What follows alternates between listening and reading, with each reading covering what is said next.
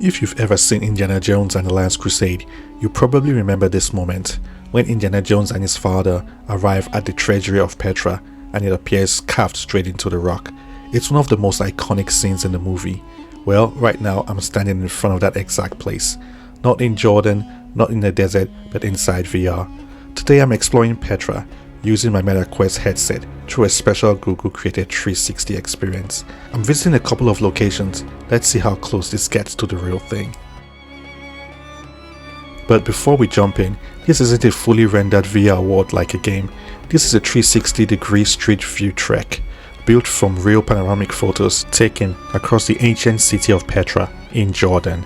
You can access this experience on the web browser by going to g.co/PetraVR. Now, let's get to it. Petra is actually remarkably large, around 100 square miles in total, or roughly 3 times the size of modern-day Manhattan. At one time, the city was home to more than 250,000 Nabataeans and was a thriving metropolis and center for trade. Come with us on a journey through Petra and walk the path of the Nabataeans, an ingenious people who lived here from around 60 BC to 200 AD. Before entering Petra, we must pass Bab Al-Siq, the main gateway to the city. For first-time visitors to this place all those years ago, these 8-meter-high sandstone god blocks guarding the city and its coveted water supply must have been a truly daunting sight in the middle of the blistering desert.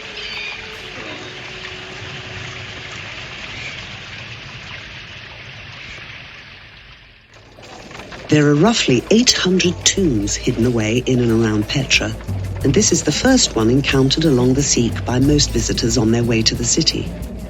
Carved by the Nabataeans in the 1st century AD, this Egyptian-esque tomb once held 5 people, protected by 4 godlike obelisks above. From its inscription, we know that a man called Abdamankos was interred here along with his family. Little is known about him, but he must have been a figure of great importance. It feels so surreal standing here inside this tomb right now to think that 2,000 years ago there were some ceremonies to lay these people to rest.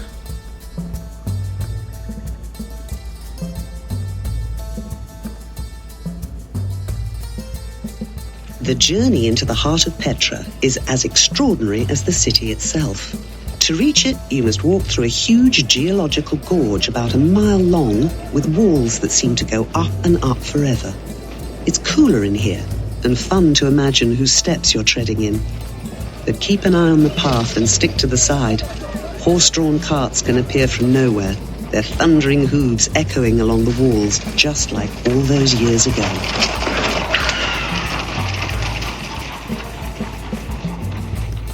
Now, this is the main attraction, the Treasury in Petra. I remember as a kid watching the Indiana Jones movie, that's Indiana Jones and the Last Crusade, and just taken in awe of this structure. I'm like, wow, where is this located? Where can this be? I did a bit of research later on and found out that it was in Jordan. This is Khaznah, or the Treasury. Its impressive 40-meter-high facade and elaborate carvings cut deep into the rock face make it a world-famous landmark within Petra. Most archaeologists believe that in Nabataean times, this was a tomb for a person of great significance.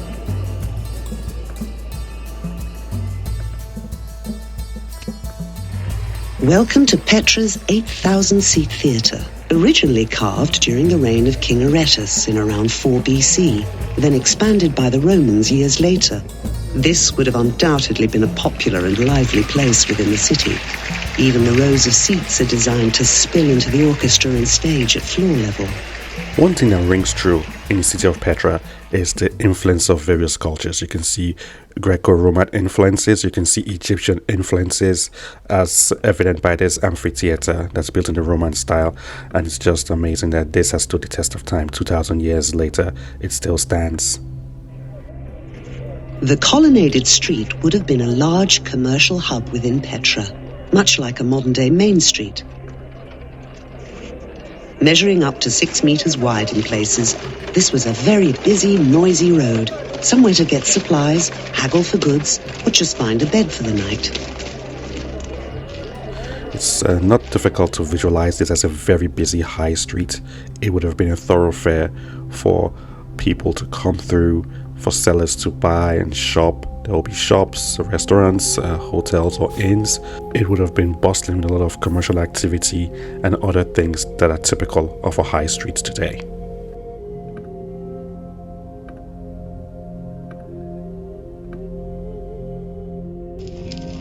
This is just one of little Petra's triclinia, the Latin word for a three-person dining area. This space would have been used to wine and dine merchants on their way to the main city. Originally, a large wooden table would have stood here for guests to gather round.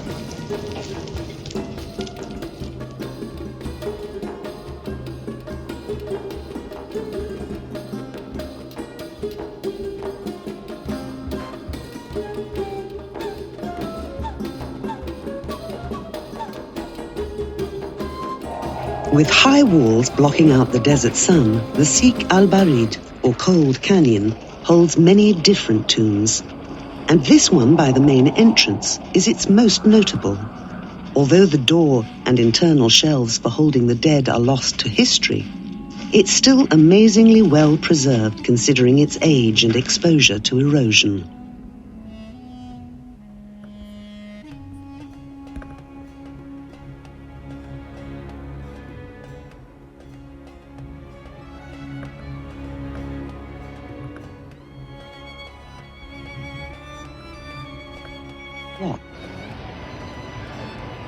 At just over 40 meters wide, Al-Deir, or the Monastery, is one of Petra's largest monuments carved deep into the mountain.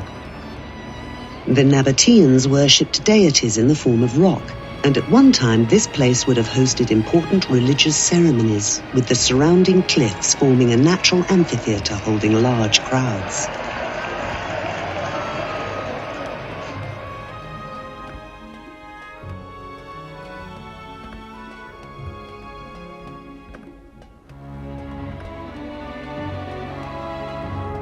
This has really been an interesting journey. Thanks for coming along with me. Please don't forget to like, share and subscribe if you like what you see. And till next time, be good.